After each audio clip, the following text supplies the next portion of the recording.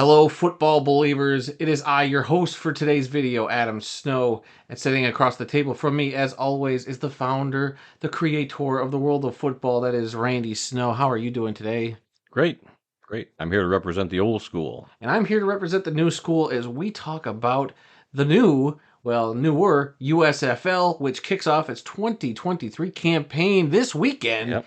A mere days away from it, and we thought it would be a great time, everybody, to just sit down at the desks, normally where we do our podcast, but today we decided, you know what we want to talk about? We want to talk about this upcoming USFL season, and we're going to look a little bit back at last season and get people caught up. For those of you who maybe didn't watch any of the USFL last year or ever, people who are curious, do I just jump in head first into this league this year and not know what's going on? Well, look, we're here to give you a little bit of the ins and outs. Maybe not all the ins and all the outs, but enough to get you going so that when you plop down on that couch on Saturday, come kickoff for that first game, you will be a little wiser for it. So, where do you want to start? Well, let's start with a little bit of history on how we got to this point.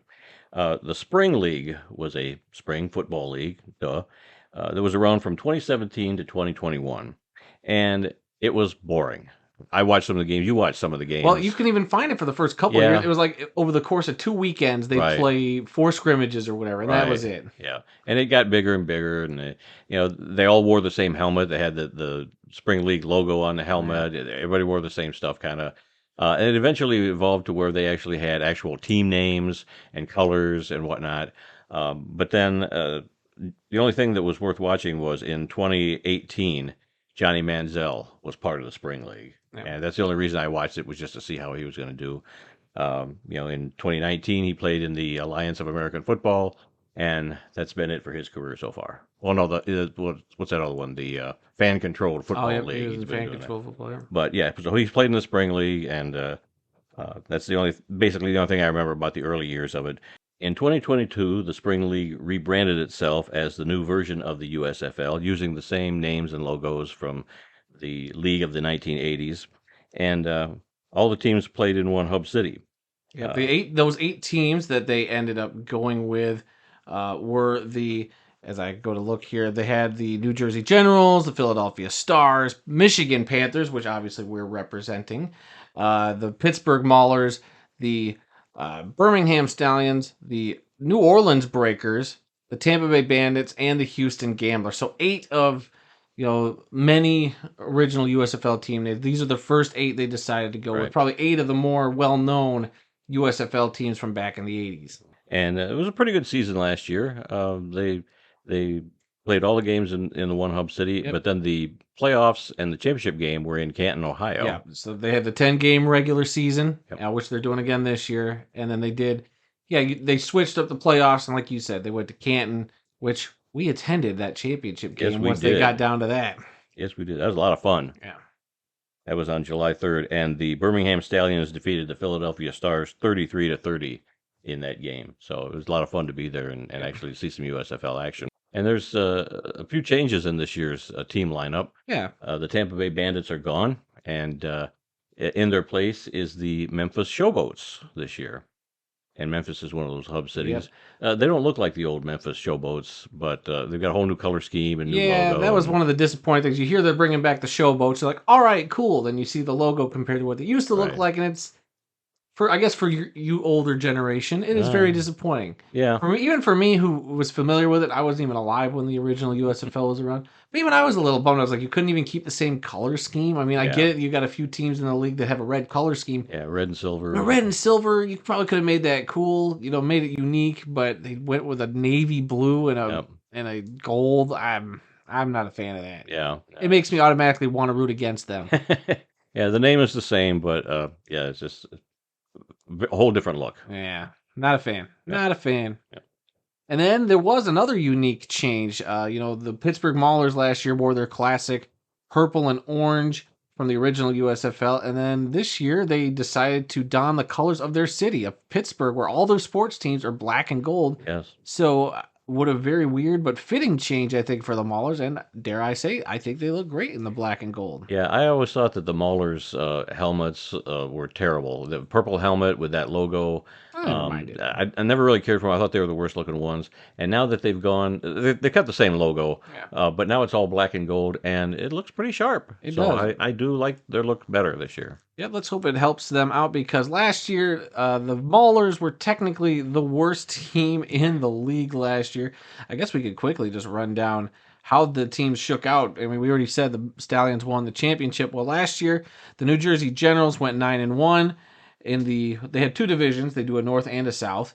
So the Generals won the North Division with a 9-1 record, while the Philadelphia Stars went 6-4, the Michigan Panthers 2-8, and the Pittsburgh Maulers 1-9. So the Panthers and the Maulers were the two worst teams last year, and we're going to talk about them again in a second.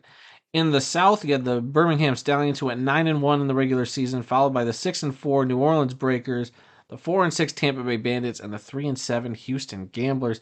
Now, something unique that the league did last year that maybe a lot of you don't remember if you weren't paying attention, but because the Panthers and the Maulers were both 1-8 going into that final game of the season, and they were fighting essentially for the number one draft pick, the league decided to change the rules and say that the winner of that game would be awarded the number one pick. So instead of having a team tank that game Yep. in order to get the number one pick for this year's season, they said winner takes it. And so the Michigan Panthers went out, they won that game, and the Michigan Panthers for the second year in a row did claim the number one pick in the USFL draft. Yeah, So, last year was just a random order, and Michigan wound up being there in the first spot. But I had totally forgotten that story. Yeah. And when you reminded me of it, I'm like, yeah, you're right. That did it was happen. a very unique, weird thing that they did, but I'm kind of glad they it did made it sense. to avoid tanking. Because how bad would that game have been? Yeah. Had they Yeah. just loser takes the number one pick, Yep. would anybody have tried? Would they have just knelt it the whole game? Yeah.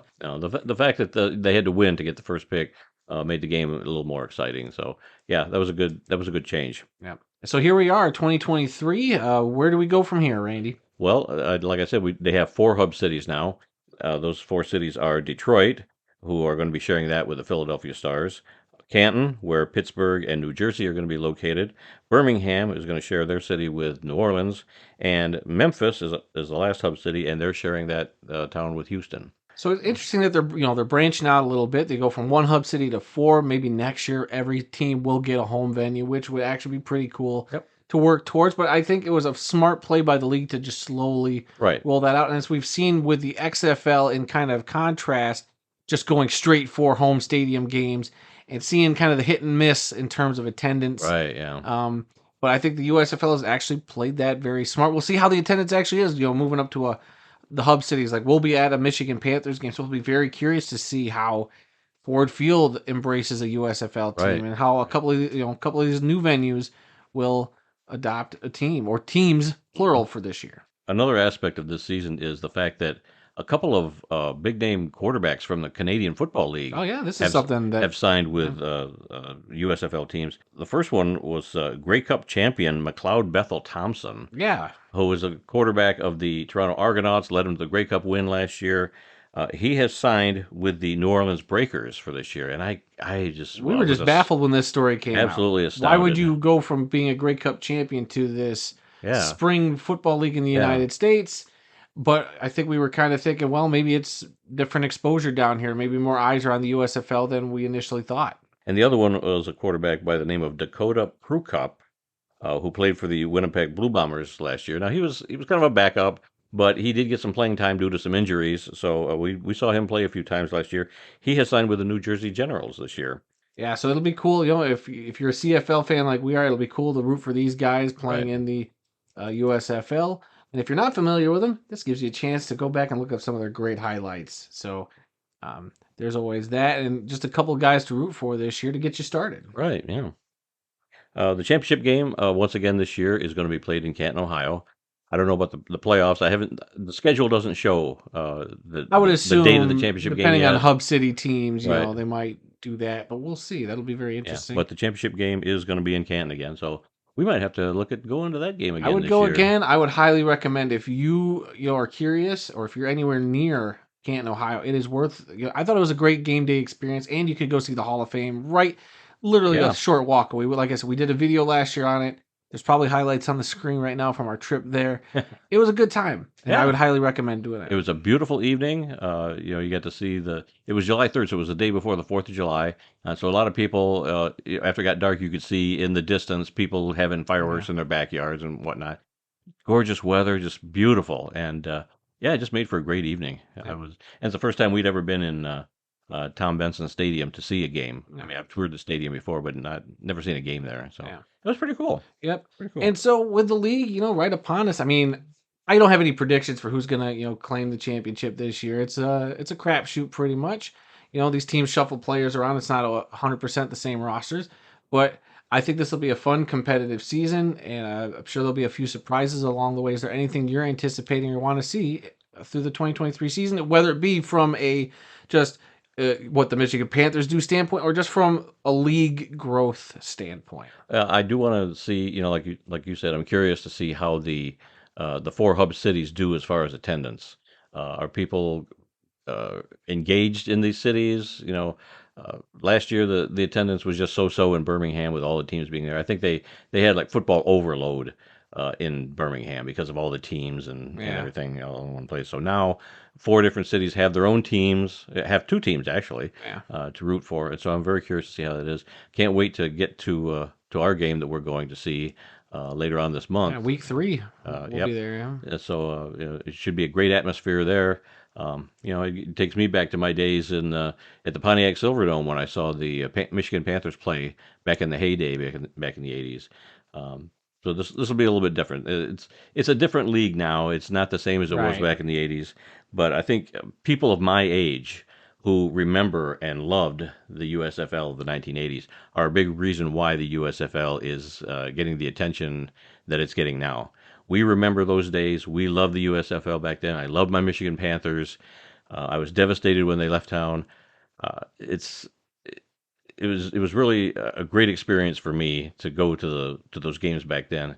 And so now it's going to be a little bit different, but still kind of the same. So I'm kind of interested to see how that's going to be being in a stadium watching the Michigan Panthers Yeah. again. And it'll be curious, especially after attending an XFL game, watching the XFL for the last 8 weeks, and then juxtaposing that with the USFL, which I think their broadcast, they've already kind of carved their little what they do, and it's not as gimmicky as the XFL. Not that the XFL's been terrible at it recently. I think they've come a long way in 8 weeks. They've really changed things up and made it a real entertaining product to watch on TV. Um, but it'll be curious to see what kind of ratings the USFL pulls in comparison to the XFL. I don't always want to compare them because I think this USFL is a very unique thing unto itself, and we were happy with the product last year whenever we checked it out. It Yep. did take a few weeks, like any of these smaller leagues, to Right. get the competition and the product on the field up to snuff. I mean, nothing's ever going to be the NFL, but it at least became entertaining, and there were a few standout guys who did eventually get shots in the Right. NFL, Right. which is Yeah. the whole purpose and point of this league. Exactly. Yep. So, who will be the next dudes to step up? That is why we're watching these, other than having your allegiance to a team, blind or not. But that's the whole point of this league, and I'm there to root for these guys and find out who the next dudes are that are going to come up and make it to the NFL rosters. Unlike you, I do have a prediction on who's going to win it all this Oh season. man, I have a prediction on who your prediction is now. You sound so cocky. Who do you got? I'm going with the New Orleans Breakers. And Whoa, is it because of McLeod? man, Bethel-Thompson? McLeod Bethel-Thompson. I think Yeah. he's probably the best quarterback in the USFL. So if he's got a decent team around him, I think you'll see the New Orleans Breakers there in the championship You game. know what? I probably wouldn't disagree with you. And I'll actually, if I were to predict, I'm going to say probably repeat Stallions again. They put together a good squad, and I think they got a good staff there. So Okay. we'll see. All I want is good competitive football. That's all I ever want, and a little bit of chaos. So, anything else before we leave you guys? No. I'm just gonna say you can subscribe to our YouTube channel. You can give us a like, hit the bell notification, leave us a comment. We enjoy what we do, and we love to hear from people on what they think about what we're doing. We also have a podcast, a weekly podcast called This Week in the World of Football, which we drop every Tuesday pretty much. Last week's episode was number 290. We've been doing this for 291. no 290. Is it 291? 291. Man, 291. Easy Yeah, for you to get lost in yeah. your own 292 is podcast. actually okay. 291. And we've been doing this podcast for going on 6 years. We 6 years this fall, and just having a great time doing this. Uh, Things that we talked about on our last podcast. Two overtime games in the XFL last weekend, and we were at one of Yeah, those. we were. Odell Beckham Jr. signs with the Baltimore Ravens, which was kind of surprised everybody because that came out of nowhere. He's supposed to go to the Jets, but now he's a Raven. And we had a history lesson where we talked about another feeder league to the NFL, like the XFL and the That's kind USFL. of the weird cousin to this league. Yeah. It was called the Fall Experimental Football League, or the FXFL, and we did a little history lesson on that. You can catch it during our podcast, and we also have a separate video. Yeah, links for those will be down in the description. Yep. And that's it for me. All right, guys. Well, we hope this was a little fun taste and hopefully getting you guys excited for some USFL football this year. Like I said, maybe not as in depth as it could have been, but we are very passionate about this league. He's obviously been a fan since the 80s, and then it kind of drug me into the fandom as well. Going back and watching old ESPN classic highlights and videos of the original USFL. So I was very excited for this league. I thought they did a great job last year, presentation wise, and that championship game I think culminated a great season. And the fact they're coming back again, I think this league's got a strong foundation, and very curious to see where it goes. Yep. So, all right, guys, until the next video, keep on watching football and us.